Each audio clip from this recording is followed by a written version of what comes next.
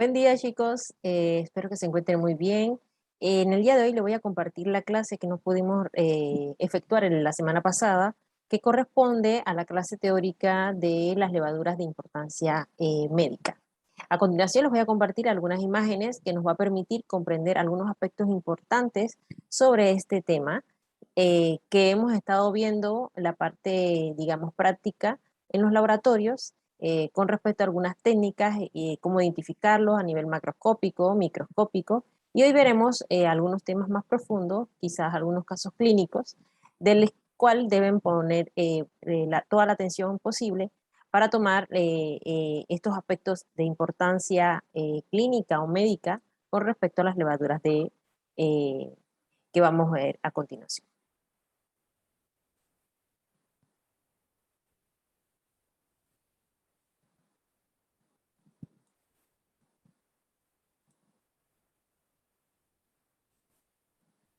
En pantalla estamos viendo la primera presentación.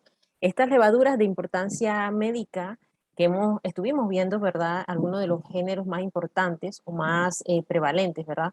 Con respecto a lo de importancia médica.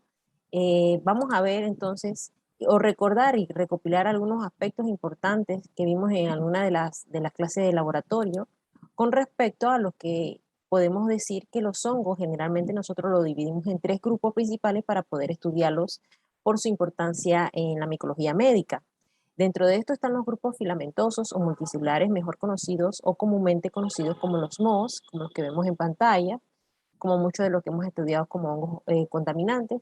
Sin embargo, en el día de hoy veremos específicamente aquellos hongos unicelulares de crecimiento levaduriforme, a los que conocemos como levadura, ¿verdad? Como la que vemos en pantalla. Dentro de este grupo existe un grupo llamado dimórfico. Como ya ustedes saben, estos son aquellos que pueden tener un momento dado de requerimientos de nutrientes, dependiendo del ambiente en que se encuentre. Puede tener una fase filamentosa, como hongos multicelulares, o una fase unicelular, como las levaduras.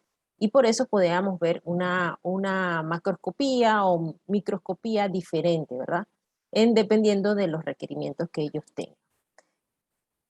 Los hongos patógenos que nos conduce, ¿verdad?, al estudiar esto de la micología médica o las levaduras de importancia médica, son aquellos organismos, ¿verdad?, eucarióticos que se caracterizan principalmente por la formación de hifas o filamentos ramificados que nosotros llamamos micelio. Esta estructura de micelio es la que nosotros conocemos o representa la forma invasiva de los hongos patógenos. Sin embargo, un grupo importante al cual nosotros veremos en el día de hoy son hongos patógenos que no pueden producir hifas y se caracterizan por presentar únicamente una estructura unicelular, las levaduras. Su importancia para la salud humana se ha basado principalmente en que en los últimos años se ha documentado un importante aumento de las infecciones producidas por hongos. Numerosos casos causados por diversas especies fúngicas, diferentes de las tradicionales, como los hongos contaminantes que estuvimos viendo anteriormente, de laboratorio, han demostrado ser capaces de infectar a los seres humanos. A pesar de los tratamientos antifúngicos ya existentes y las técnicas médicas que están disponibles, las infecciones fúngicas continúan causando una alta mortalidad y morbilidad. Pero, ¿son los hongos nuestros enemigos? La mayoría de ellos poseen un escaso poder patogénico. Algunos han logrado adaptarse a las condiciones desfavorables impuestas por el huésped y desarrollarse en sus tejidos. Sin embargo, los patógenos deben poseer algunas características que le permitan sobrevivir en tal ambiente, así como mecanismos para invadir las defensas del huésped. Las formas de virulencia de un microorganismo va a depender también de las características del propio microorganismo como del propio huésped. El establecimiento de una enfermedad infecciosa depende también de ese estrecho equilibrio entre el huésped y el microorganismo, y en situaciones de inmunodeficiencia del huésped puede colonizarse, infectar y producir la enfermedad, incluso llevarlo hasta la muerte. Las incidencias fúngicas han tenido un aumento significativo en las últimas décadas, siendo un importante problema para la salud de los humanos, producido principalmente por el creciente o el aumento de pacientes sometidos a tratamientos como inmunosupresores para los trasplantes, quimio o radioterapia, neutropénicos, enfermos que han sufrido cirugía grave de tipo especialmente abdominal o inmunocomprometidos, especialmente pacientes con el virus de inmunodeficiencia humana. Pero existen otros factores que contribuyen a la aparición de nuevos casos de infecciones fúngicas y eso lo hacen pacientes se vuelven más vulnerables. En el caso del uso de antibióticos de amplio espectro, la hospitalización prolongada, la nutrición parental, la edad avanzada y la diabetes. Cuando vemos este tipo o llegamos a este tema de los hongos patógenos, en el caso de la gran mayoría, sus mecanismos de acción puede presentar tres mecanismos principales, de los cuales hemos estado viendo la inducción de la respuesta inmunitaria, perdón, que pueden producir reacciones de hipersensibilidad, perdón, por la exposición a los hongos, lo que puede causar, ¿verdad?, algún tipo de alergia. Está también la producción y acción de micotoxinas.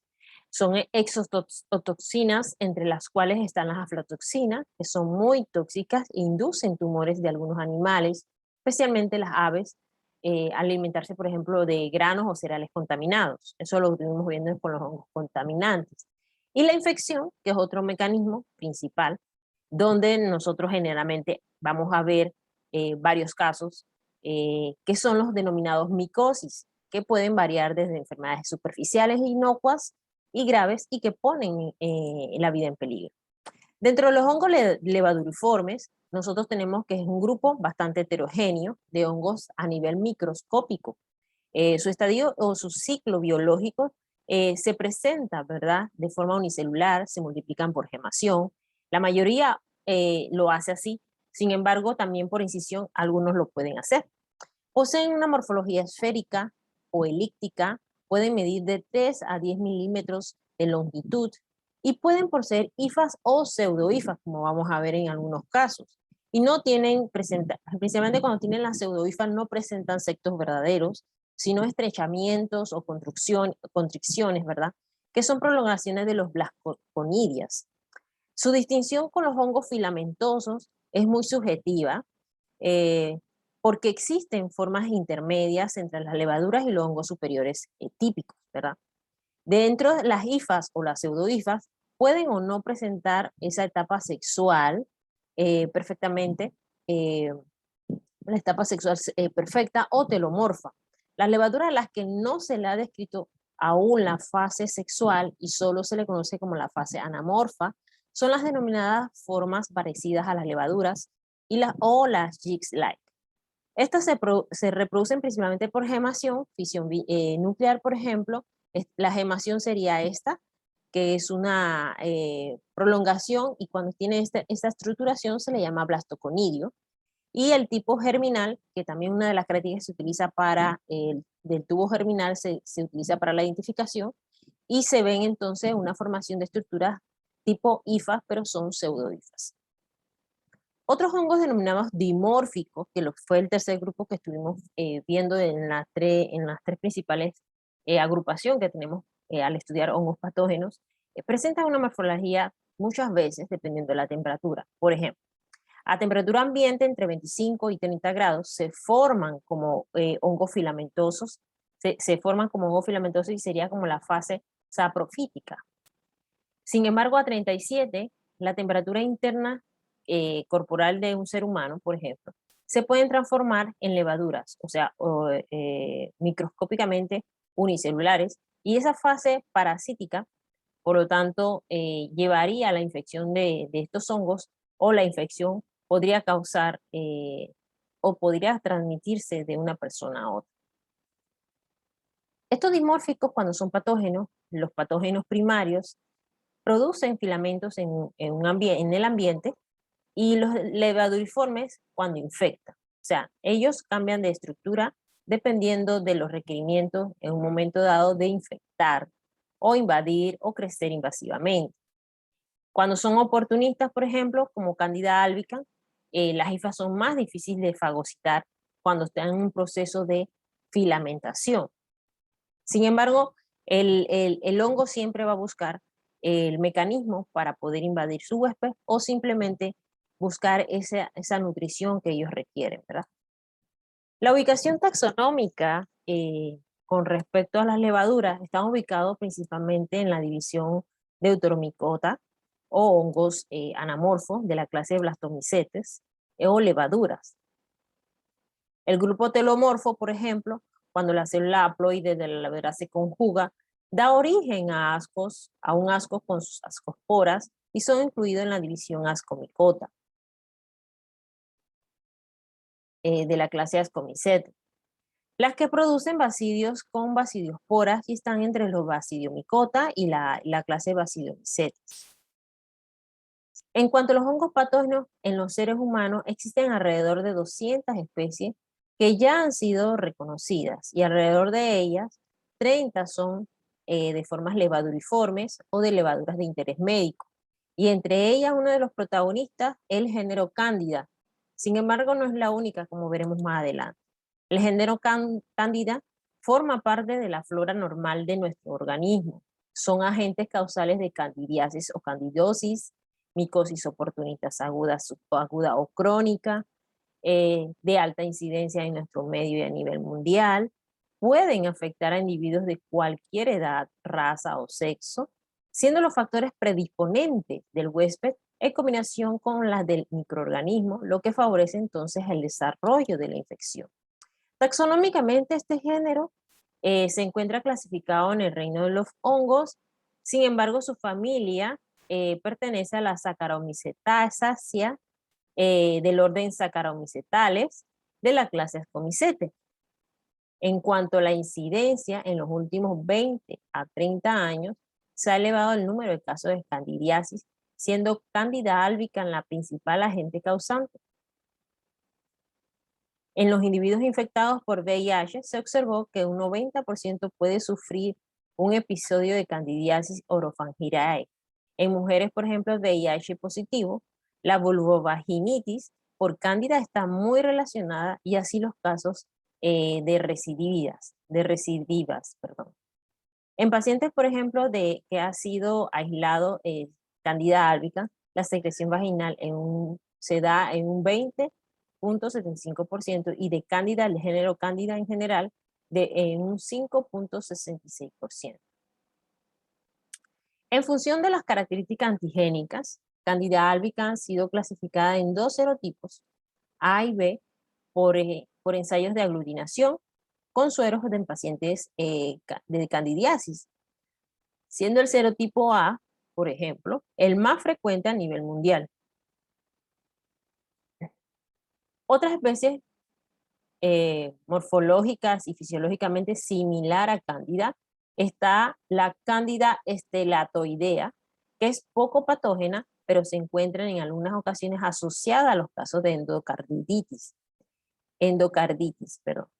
Estos estudios para su diferenciación con Cándida albicans han confirmado diversos ensayos en biología molecular, la existencia de Cándida estelatoidea tipo 1, la cual no crece a 42 grados Celsius, no asimila la sacarosa y está asociada al serotipo B de Cándida albicans.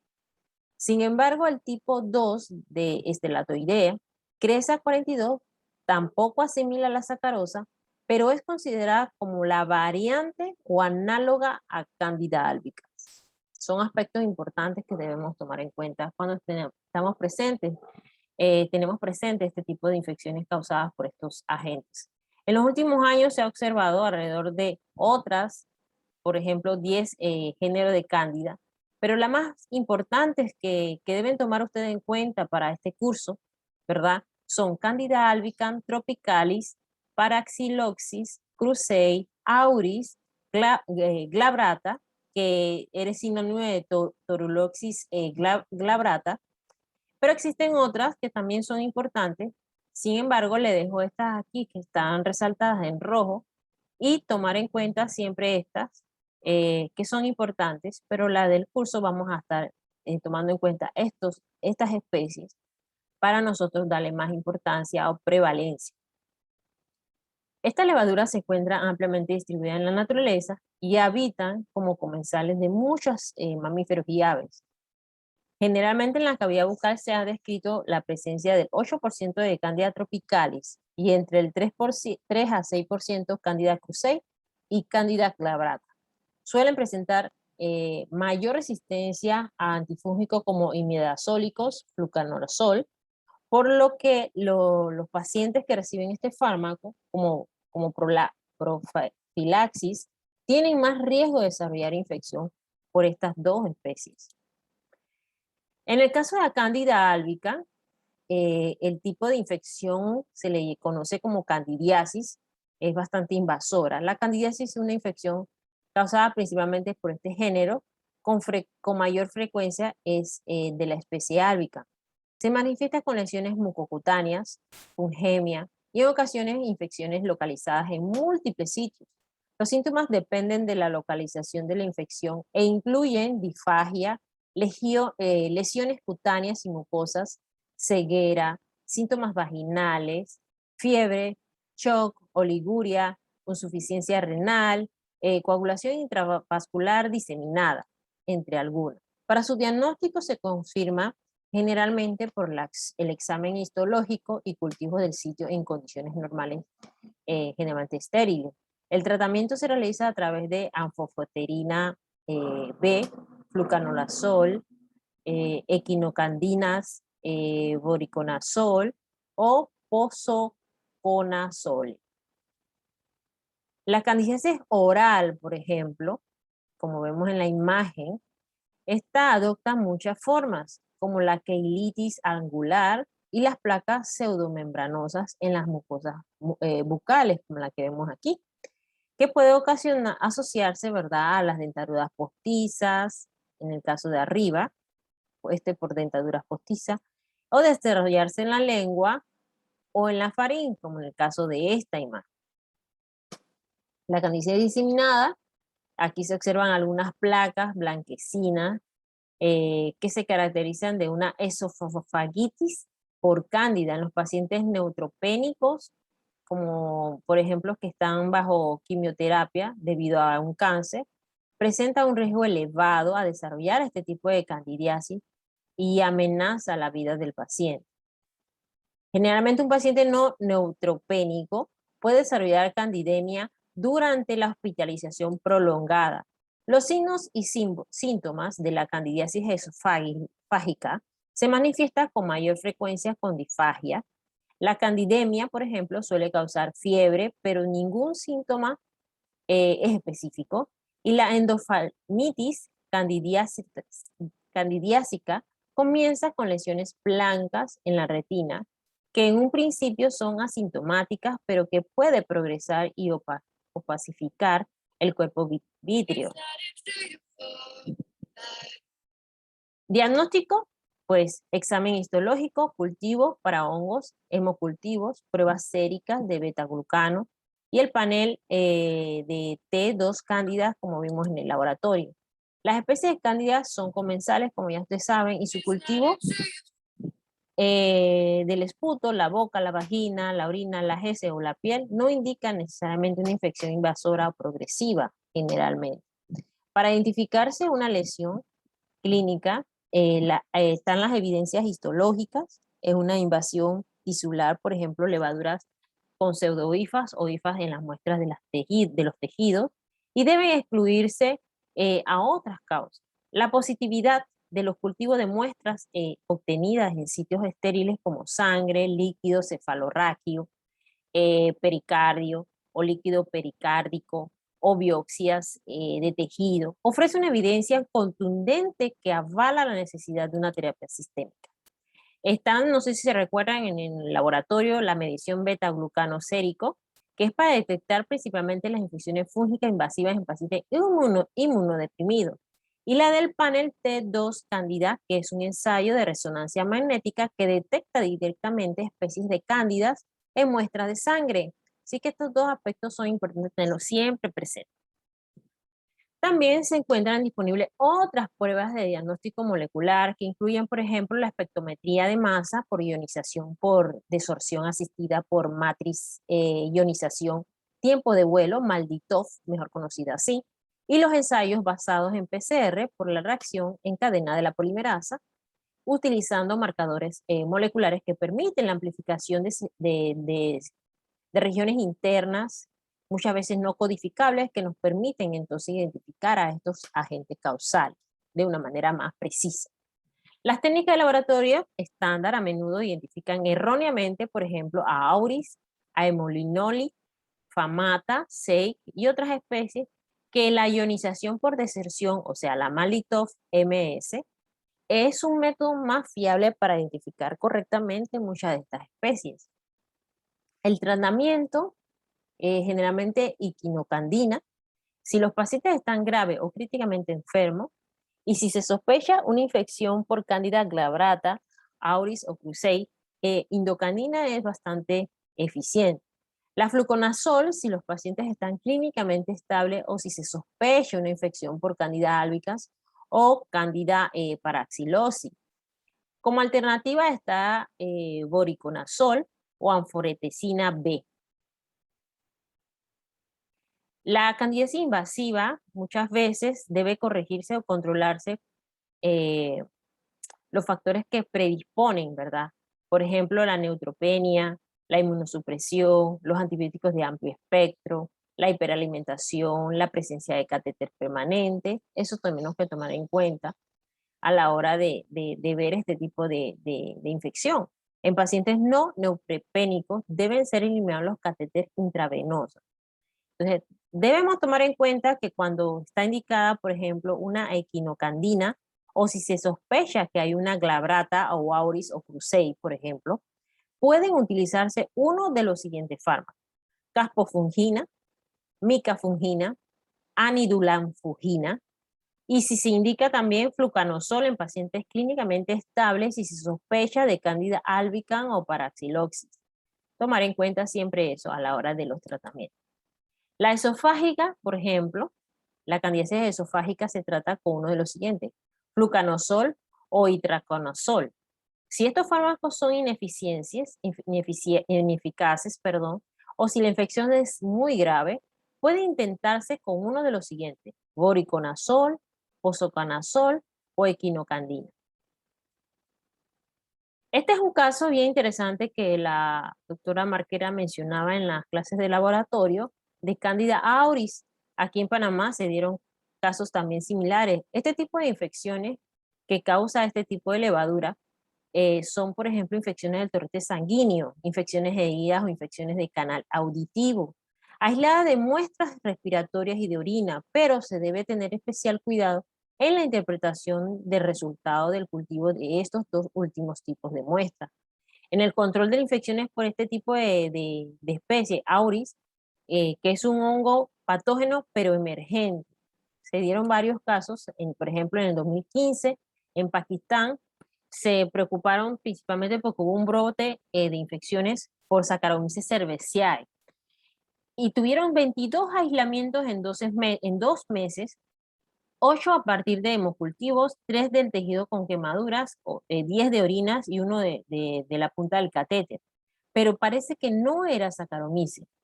En Pakistán fueron identificados utilizando el juego de reactivos comercial y utilizando la secuenciación del ADN, reveló que no era Saccharomyces, sino Candida auris. Imagínense. En el mayo de 2016, los colegas de Colombia, por ejemplo, observaron un aumento en la frecuencia de Candida eumoloni. Obtuvieron 27 aislamientos identificados por BD Fox Nix y fueron enviados a identificación molecular. Y de 24 a 27 fueron Candida auris. O sea que de 27, esta cantidad, la mayoría era esto, se estaban confundiendo entre una especie y otra. Y era, el problema que ustedes ya saben es, si no sabemos la especie, muchas especies son resistentes a X específico antifúngico. Y entonces el tratamiento no es eficaz porque no estamos tratando el agente causal específico de la enfermedad, ¿verdad? Entonces, otro ejemplo es en agosto de 2016, en Panamá, se observaron un aumento en la frecuencia de amuloni. Hicieron 14 aislamientos identificados por VITEC2 y fueron enviados a identificar molecularmente. ¿Y qué pasó? Todos estos aislamientos eran de Candida auris. O sea que aquí en el caso de Candida auris, el uso de las herramientas moleculares proporcionó un complemento importante para poder identificar que la cándida que estaban viendo era una auris, no otra especie. En 2017 hubo 2 casos, se registraron aquí en Panamá en el complejo de la Caja de Seguro Social. Los pacientes del Hospital Santo Tomás fueron eh, enviados a otros centros hospitalarios del país y se mantuvieron suspendidos hasta segunda orden debido a la aparición de este organismo, de esta especie, Candida auris. Algunos aislados fueron resistentes a todas las clases antifúngicos. Son bastantes, por ejemplo, poliones, azoles, equinocandinas, pero se le hizo lo que es el proceso de caldo de selectivo y se le hizo la identificación a través de cromoagar para estudiar un poco más. Generalmente la Candida auris en el cromoagar da colonias blancas rosas. Sin embargo, la sensibilidad antifúngica de este cándida, el 93% es resistente a fluconazol. Sin embargo, el 7% es resistente a quinocandinas. O sea, que varía, ¿verdad?, la sensibilidad antifúngico con esta levadura. Y ahí vemos los diferentes porcentajes a los cuales ellos son más resistentes. Por consiguiente, las equinocandinas es uno de los tratamientos en los cuales se utiliza muchísimo para lograr un tratamiento más eficaz. ¿Cómo se diagnostica cuando obtenemos, ¿verdad? Tenemos una infección por Candida auris. Eh, por medio de un cultivo de muestra de sangre o de otros líquidos corporales, es más difícil de identificar que otras especies comunes del género Cándida. Se le puede confundir con otros hongos, como ustedes vieron en algunos casos que mencionamos hace un ratito, especialmente como ocurrió aquí en Panamá con Candida haemuloni. Y se necesitan métodos especializados de laboratorios para identificar esta especie de manera más precisa. Así que hay que tomar en cuenta a la hora de presentarse confusiones morfológicas y tratar de buscar otros ensayos para corroborar la información que estamos obteniendo. No basarnos solo a la primera. Otro género importante de levaduras que debemos tomar en cuenta en nuestra clase de hoy, el género Cryptococcus. Se ha sugerido que el hábitat y la principal fuente de infección de las variedades de neoforma, de Cryptococcus neoforma, es el excremento de aves.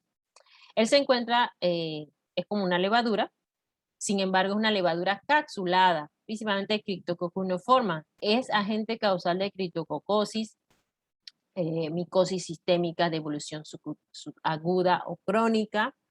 Principalmente, saben ustedes que ocupa el 4.º lugar entre las enfermedades oportunistas en pacientes con SIDA.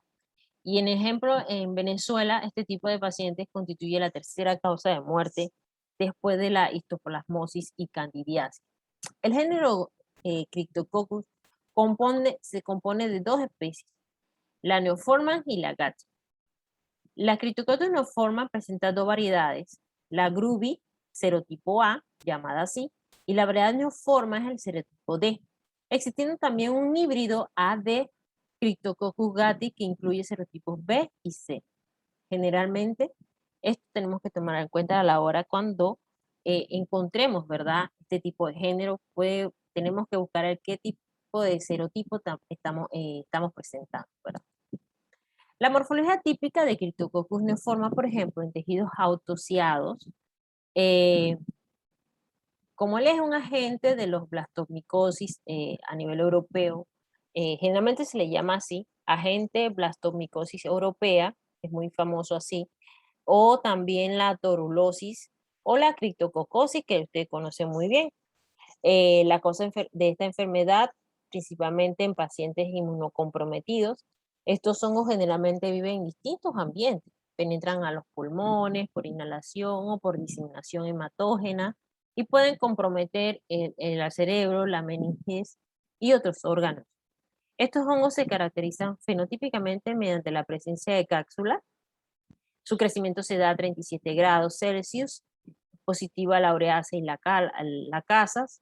El crecimiento en de agar con canabanina, glicina y azul de bromotimol, generalmente, genéticamente se puede identificar con las técnicas de polimorfismo de longitud de fragmentos de restricción, que son las RFLP, principalmente del gen URA5. El crecimiento de esta especie de neoformas en Sauró, pueden ustedes observar que son colonias de aspecto mucoso debido a la cápsula, y aquí podemos observar las cápsulas de Cryptococcus neoforma a través o gracias a la técnica de tinción tinta china, que es diluida principalmente y se observa en el microscopio de contraste de fase. En el cultivo ellos crecen generalmente en agar saburó, por ejemplo. Su tiempo óptimo de crecimiento es entre 72 a 96 horas. Puede crecer a temperaturas de 28 y 37. Sus colonias son lisas, blanquecinas y de aspecto mucoso, como las que vemos allí macroscópicamente. Tiene cultivos, en los cultivos pues, que tienen más tiempo pueden observarse colonias color café, claro, debido a la producción de melanina. Neoforman y Gatti producen hidrólisis de la urea, no asimilan nitratos de potasio o lactosa y no fermentan carbohidratos y producen melanina en presencia de L-dopa u otros sustratos. Eso es importante tenerlo en cuenta a la hora de su identificación, cómo crece. La identificación de neoforma se realiza, por ejemplo, por morfología, cultivos y pruebas bioquímicas, como la que hemos estado mencionando, producción de ureasa y medio agar de urea Christensen, producción de fenolas oxidasa por obtención de pigmento melánico, tipo color café, en agar de semilla de girasol, por ejemplo, determinación de su capacidad de fermentar azúcares usando agua pectonada, púrpura de bromocoresol y glucosa como fuente de carbono. El examen directo con titachina, como la que vimos hace un ratito, en preparaciones o preparaciones coloreadas muestran que la presencia de levaduras capsuladas, en el caso que estamos viendo aquí, con un tamaño entre límites bastante normales y otras pueden tener un diámetro mayor de 10 micras. Las muestras del cerebro presentan células flotantes simples acompañadas de pseudomicelios. En el caso que tenemos aquí, estos son blastocitos, blastoconidios, perdonen, blastoconidios de neoforma, que tienen o presentan formas variadas y unidas a la célula madre por una base ancha, ¿ya? Como ven aquí en la flecha, toda la flecha. En el hígado, por ejemplo, el vaso y riñones, se observan abundantes levaduras con cápsulas de grosor variable y duplican el diámetro. Todo esto se puede hacer con la observación directa en titachina. La brotación de células simples o lateral de pseudomicelios, en este caso, como ven aquí, de Cryptococcus neoforma, las células con morfología típica de neoforman, por ejemplo, pueden impedir o retardar o ser la causa de error y confusión con otros hongos durante el diagnóstico de Cryptococcus con graves consecuencias, principalmente para el paciente, ¿no? Porque luego se equivocan los tratamientos. Su reconocimiento se complica en ausencia o de otras características útiles para la identificación como sería la cápsula. Esa sería la principal. Se considera también de gran valor la documentación y difusión de todas las variantes citomorfológicas de Cryptococcus neoforma que ayudan al pronto reconocimiento de cepas atípicas y orienten la realización de estudios fisiológicos y predecibles para su identificación. Otros géneros de levaduras que veremos más adelante y que hemos visto en laboratorio, son importantes para que ustedes lo tomen en cuenta para su estudio, son Malassezia, que tiene una capacidad queratolítica, Geotrichium candidum, que produce una micosis llamada geotricosis, Trichosporum, que es el agente causal de la onicomicosis, Rhodotorula mucilaginosa, por ejemplo, que produce infecciones en el torrente sanguíneo. Está Sporobolomices, Hansonella poliforma, y estas dos, por ejemplo, Neumycystis y Girovesi, que es una especie que infecta al ser humano, y antiguamente era considerado como un protozoario y era denominado Neumociste carini. Así que cuando vean Neumociste carini se está refiriendo al Neumociste girovesi.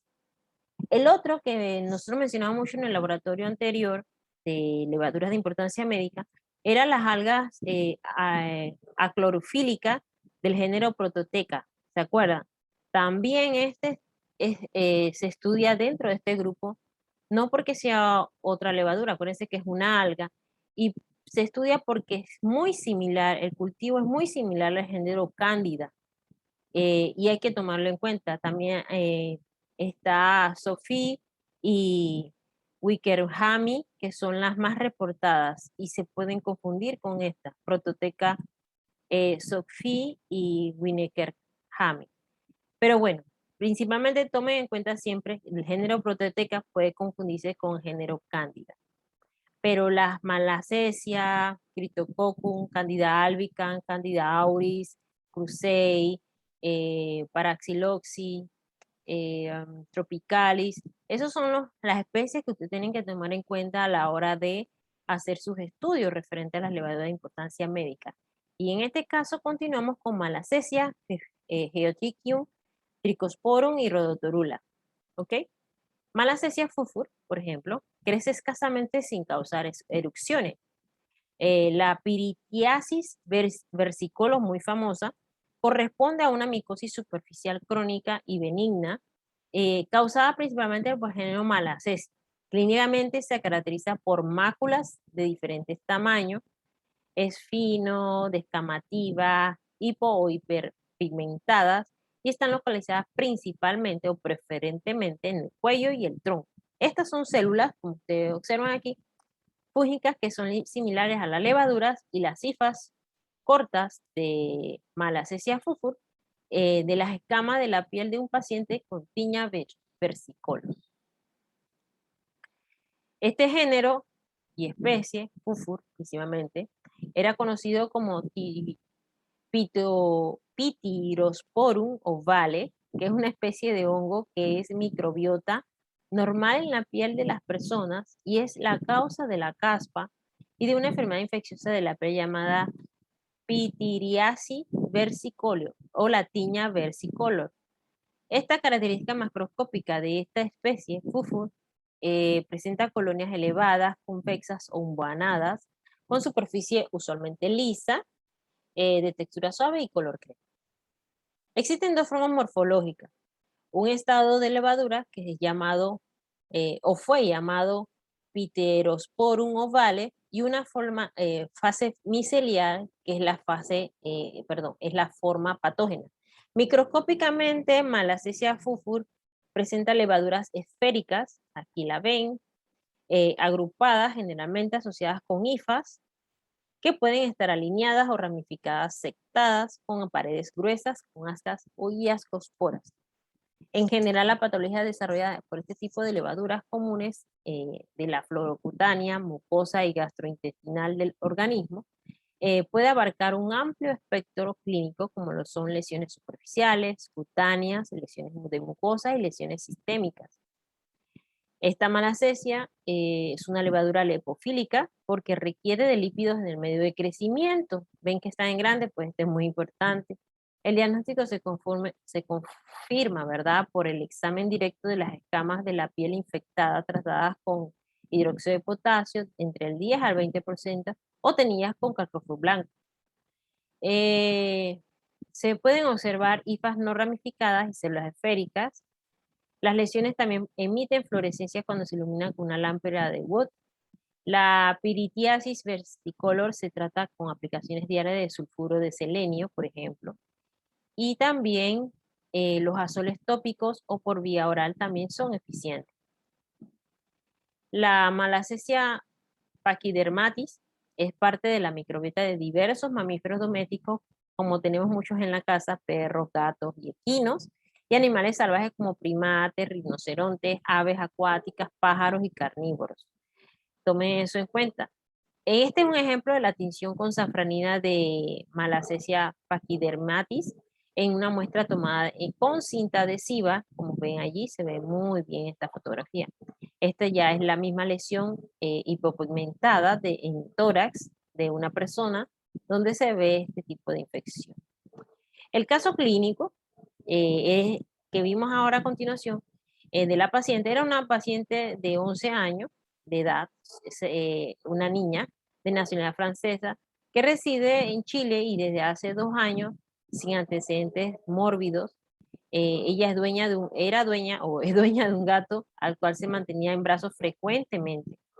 Y consultó al dermatólogo por presentar lesiones impigmentadas en el cuello y región anterior al del tórax, sin prurito, sin dolor ni signos inflamatorios, y más o menos aproximadamente de 3 meses de evolución. Por lo que se le solicitó pues a la niña hacerle un examen directo y un cultivo para ver si podían ver hongos. El estudio reveló pues que por el examen directo se realizó con cinta adhesiva y una tinción con safranina, como la que vimos anteriormente, que es en la fotografía que le hicieron obtuvieron pues del aislamiento, y se observaron levaduras ovoides con una base de brotación ancha de morfología no similar a Malassezia fufu, totalmente distinta. A partir de eso se le hizo un raspado de la piel y se cultivaron las escamas en agar oliva adicionando con Twin 80 y en agar saburó. Eso se puso a incubar a 32 grados por 7 días, logrando entonces un desarrollo de las colonias blancas, amarillentas, cremosas y frágiles, con mayor crecimiento en el primero, eh, hasta 3 milímetros en el segundo y además se le hizo pruebas de complementarias de esas colonias en presencia de catalasa, que eran positiva, ureasa, esculina y crecimientos de 37 a 40 grados también se le hizo prueba. Y sumado a todo esto, desde el examen directo hasta el cultivo y las pruebas bioquímicas, se reveló pues que la cepa que había sido identificada era Malassezia pachydermatis. Así que también existen estudios moleculares que nos permiten complementar o ser sumados a la clasificación, a la identificación correcta. Se ratificó esas pruebas con la tipificación mediante la técnica de PCR-RFLP. Se le hizo una extracción del ADN de las levaduras aisladas, se llevó a cabo por un shock térmico, que es un protocolo bastante convencional para extraer ADN de las levaduras.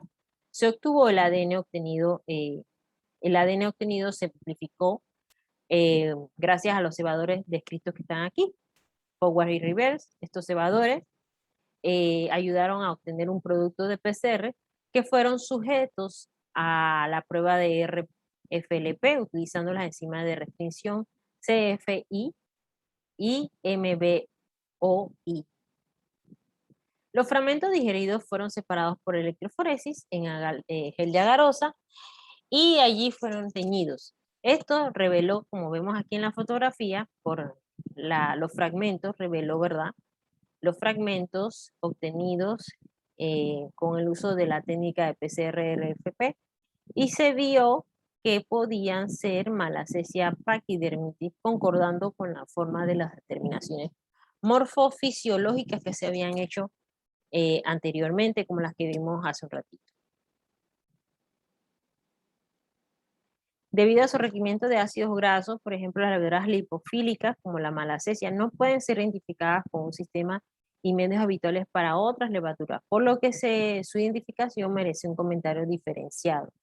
Por ejemplo, se ha venido utilizando el binomio Malassezia fufu para designar la fase micelial de las levaduras lipófilas encontradas en la piel humana.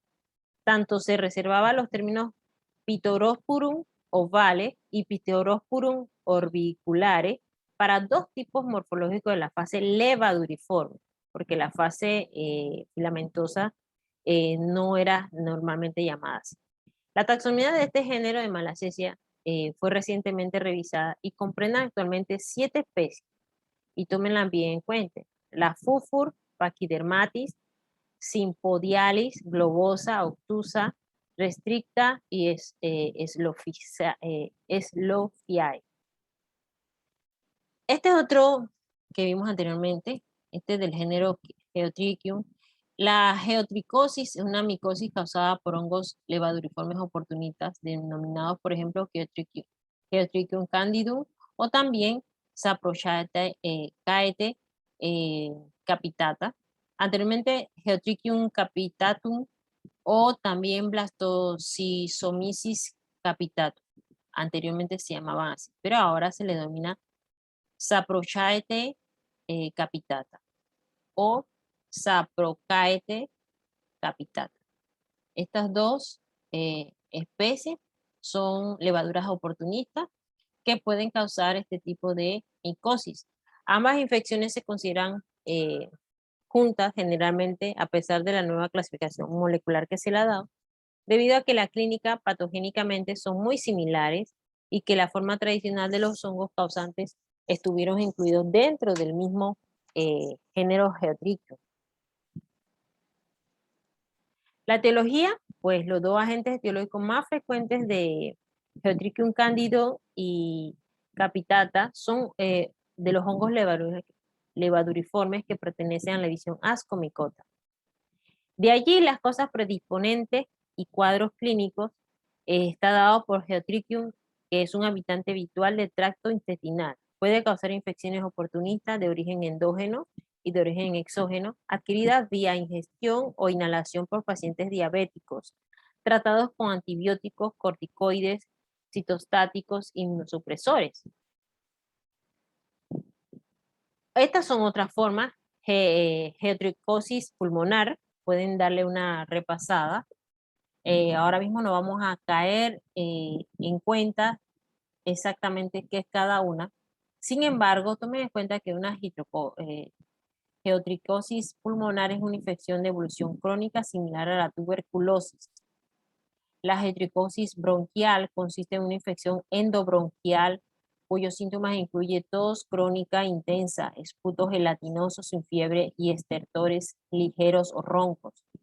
La geotricosis bucal, este cuadro es idéntico en aspecto, aunque mucho menos frecuente al mullet producido por cándida, por ejemplo. La geotricosis cutánea, aquí Geotrichium puede dar lesiones en pliegues muy similares a la candidiasis. La tricocosis intestinal, por ejemplo, ha sido registrado pues en pocas ocasiones y se puede dar un cuadro de enterocolitis.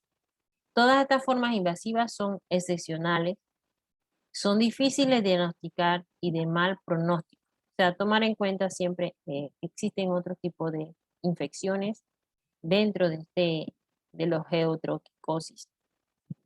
El diagnóstico micológico se realiza mediante exámenes directos y cultivos, ya que no existen procedimientos serológicos útiles de esta enfermedad. Estos son los filamentos de un cándidum y estos serían los filamentos y los artocronidios, ¿verdad?, de un cándidum. Las características macromorfológicas o macroscópicas, estas crecen así, son colonias en forma rápida, incubación de 42 a 72 horas, dando una colonia seca, harinosa, membranosa, de color blanco o crema a crema. A temperatura 37 el crecimiento es más lento y debajo de la superficie, más superficial. Esta es la parte de cómo se vería. Por ejemplo, en las características microscópicas o micromorfológicas, los artocronidios que vemos aquí y filamentos de Candidum se observan hifas hialinas, tabicadas gruesas que se fragmentan para formar artocronidios o conidios artrotálicos, sí, que se disponen en cadena y se separan por un proceso de esquizólisis. No se observa la formación de artoblastoconidios y esta característica sirve para diferenciar de la especie de Trichosporum, por ejemplo. Esto sería todo, muchas gracias. Dentro de la clase, todos los géneros revelados o protagonizados durante la clase se tomará en cuenta para el examen.